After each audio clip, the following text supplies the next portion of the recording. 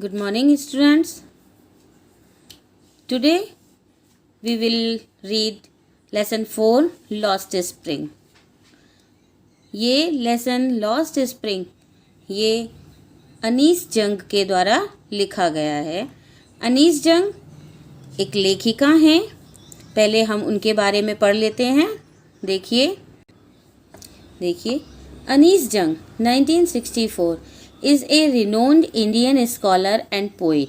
अनीस जंग एक प्रसिद्ध, renowned का मतलब होता है प्रसिद्ध या ख्याति प्राप्त, इंडियन यानी भारतीय, स्कॉलर का मतलब होता है विद्वान या विदुषी, एंड पोएट कवि। अब क्योंकि वो लेडी हैं इसलिए हम कवित्री कहेंगे कि अनीस जंग एक बहुत ही प्रसिद्ध भारतीय विद्वान और कवित्री हैं। She has worked as journalist and editor for major newspapers in India and abroad. India यानी भारत में, एंड अब्रोड विदेशों में। भारत में और विदेशों में उन्होंने जर्नलिस्ट यानी कि पत्रकार, एंड एडिटर और संपादक, यानी उन्होंने विदेशों में और भारत में उनके मेजर न्यूज़पेपर्स के लिए, यानी जो बड़े बड़े न्यूज़पेपर हैं उनके लिए एक संपादक और एक पत्रकार के रूप में काम किया है। She is noted specially for her lively and vivid descriptions. और वे जो अनीस जंग हैं वो विशेष रूप से अपने लिवली यानी जीवंत एवं विविध डिस्क्रिप्शन का मतलब होता है स्पष्ट वर्णन, अपने जीवंत और स्पष्ट वर्णन के लिए जानी जाती हैं। इन लॉस्ट स्प्रिंग अनीस जंग depicts miserable and deplorable condition of the families that lead a life of deprivation in the vicious circle of exploitation due to poverty and lack of education.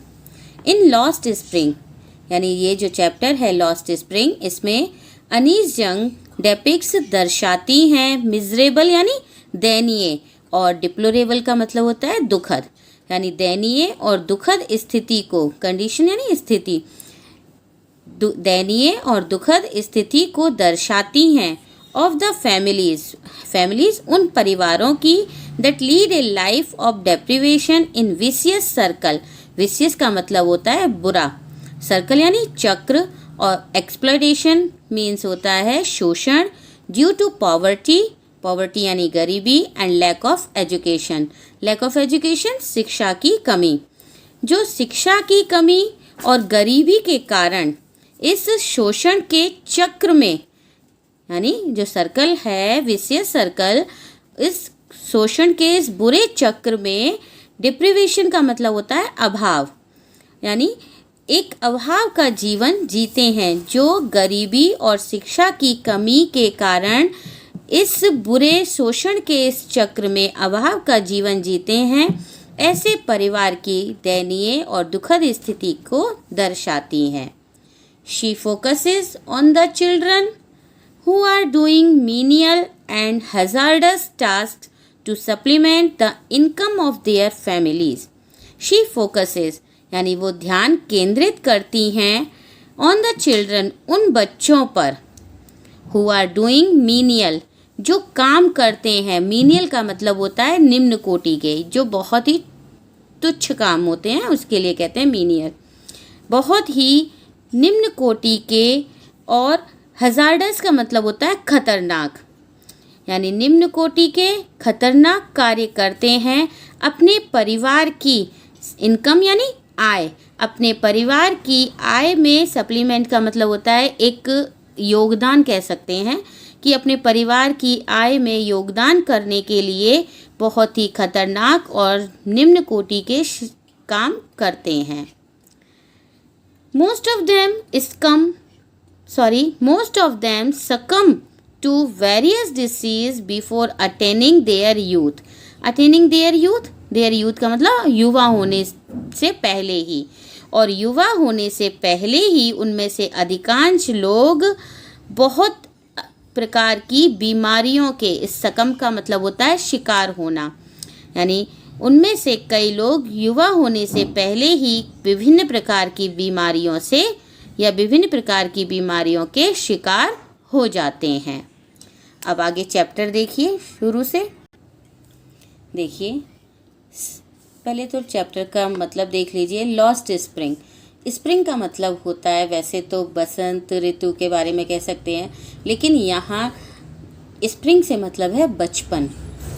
जो एक बच्चा अपने बचपन में जिन खुशियों को देखना चाहता है वो उसे वो खुशियाँ नहीं मिल पाती हैं, तो यहाँ इस चैप्टर का नाम रखा है लॉस्ट स्प्रिंग, यानी खोया हुआ वसंत या खोया हुआ बचपन। ठीक है। अब समटाइम्स आई फाइंड ए रूपी in the garbage.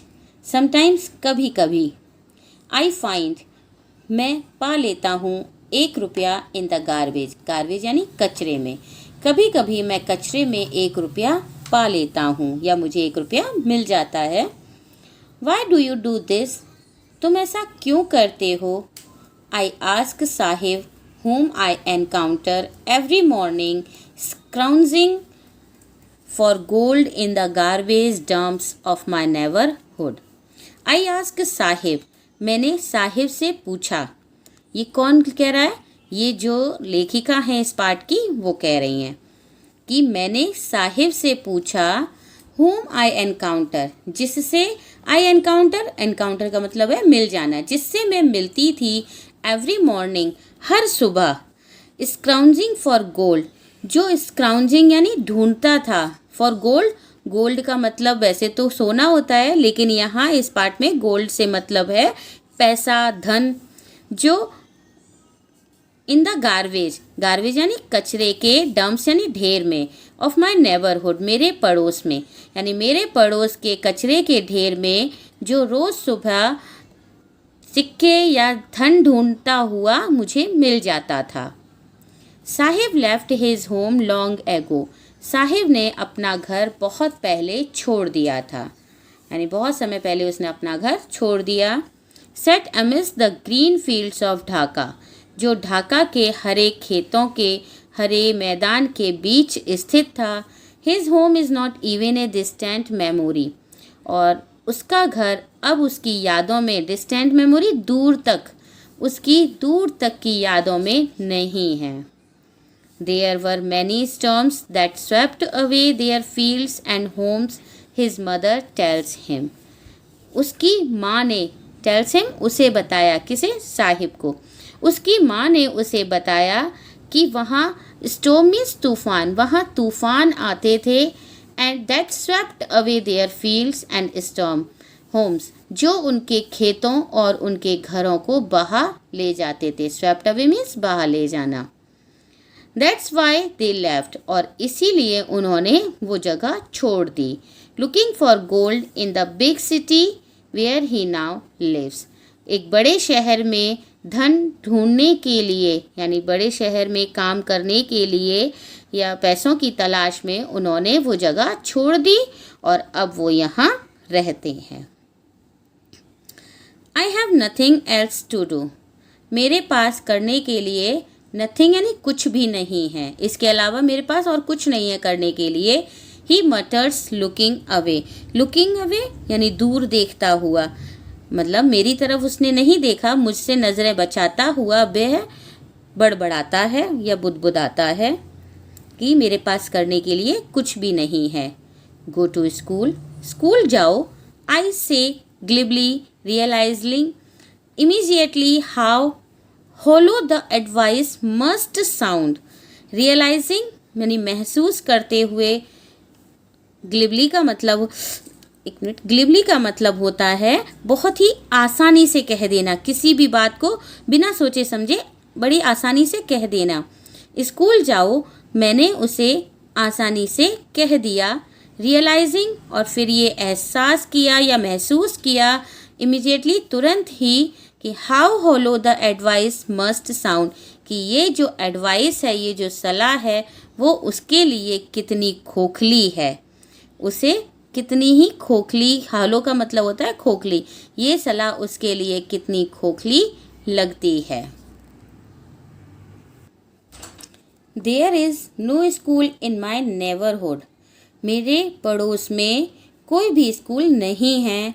When they build one, I will go. जब कोई एक बन जाएगा या वे लोग बना लेंगे, मैं चला जाऊंगा। If I start a school, will you come? I ask half joking. If I start a school, अगर मैं एक स्कूल शुरू करूं, will you come? क्या तुम आओगे? I ask, मैंने पूछा, half jokingly. Jokingly मजाक करते हुए या मजाक भरे अंदाज से मैंने उससे पूछा। Yes, हाँ, he says, उसने कहा।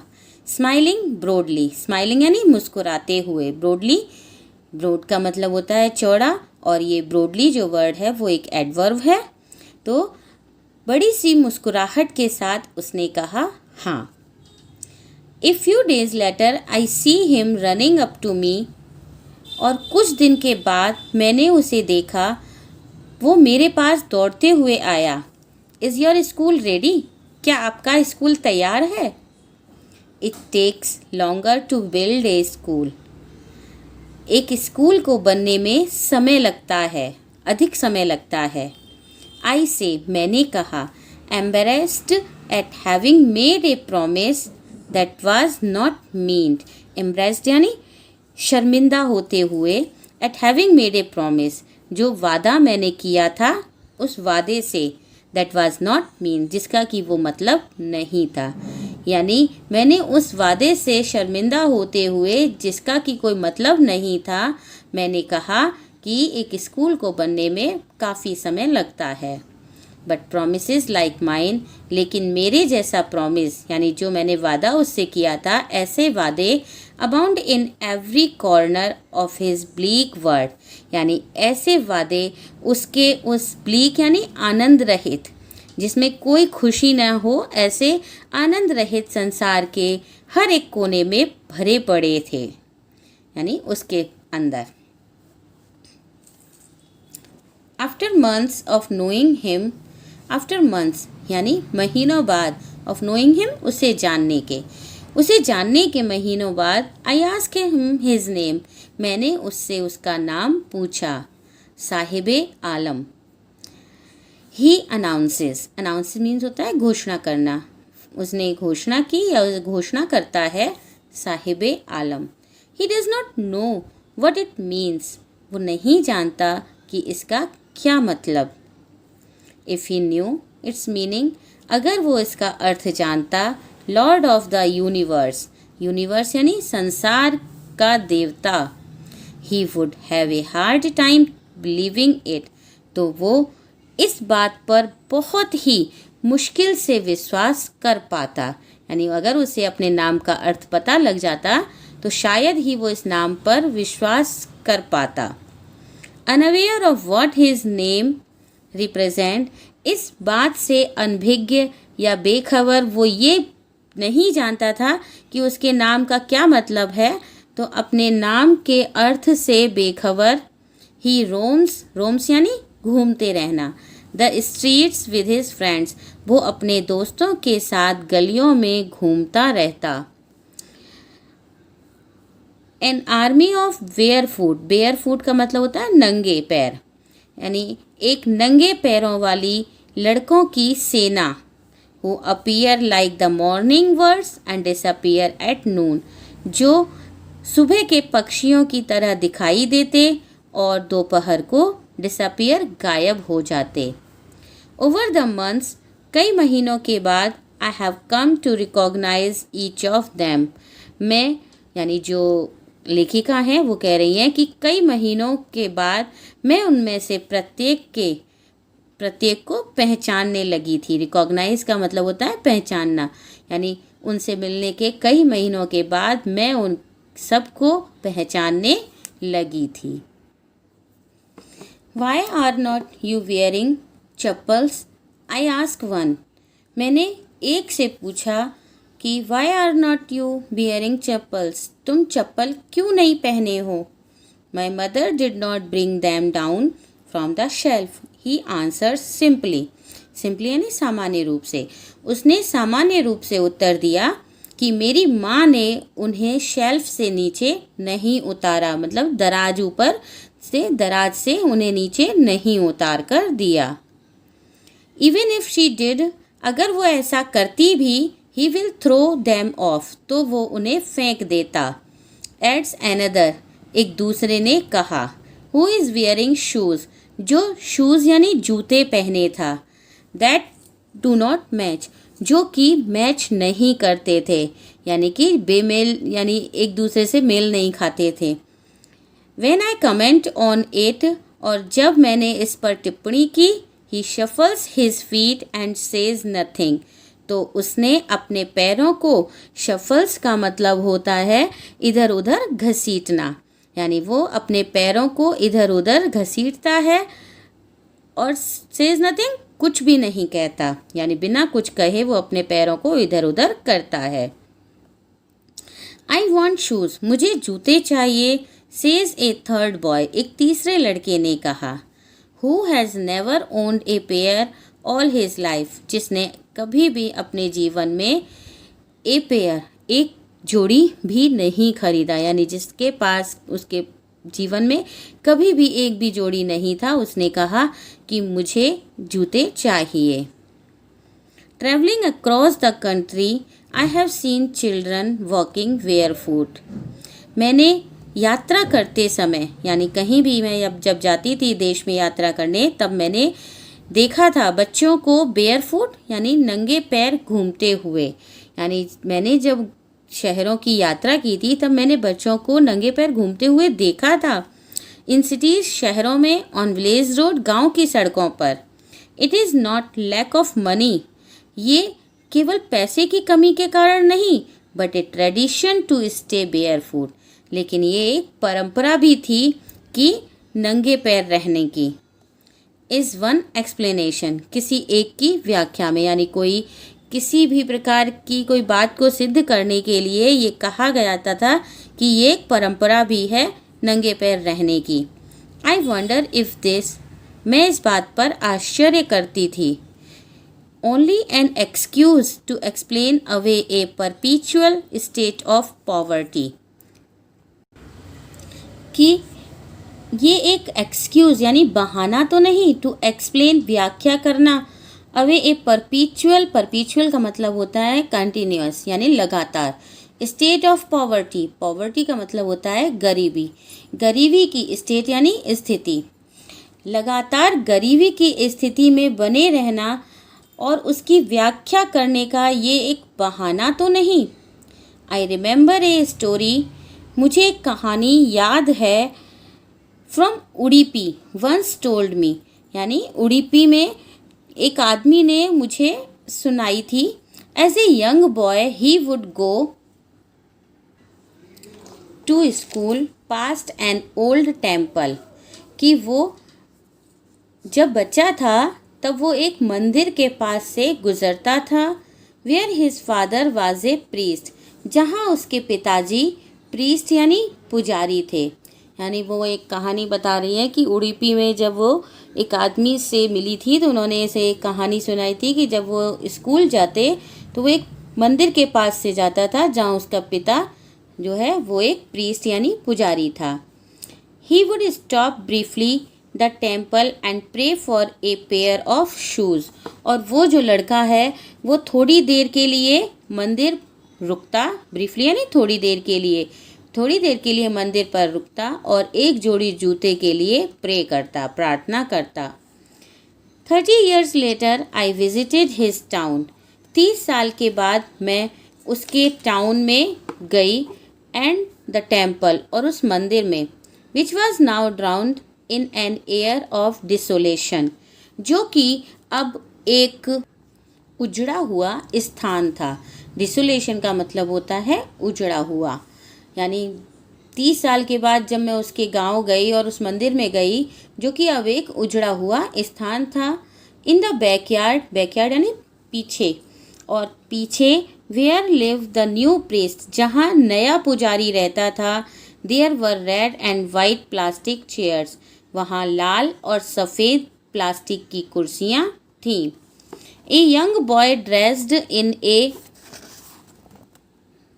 grey यूनिफॉर्म, और एक छोटा बच्चा जो ग्रे कलर की यूनिफॉर्म पहने था, wearing socks and shoes, socks यानी मोजे और जूते पहनते था, अराइव्ड पांटिंग, वो हांफता हुआ पहुंचा, and through his school bag, और अपना स्कूल बैग फेंक देता है, ऑन फोल्डिंग बेड, एक फोल्डिंग पलंग पर।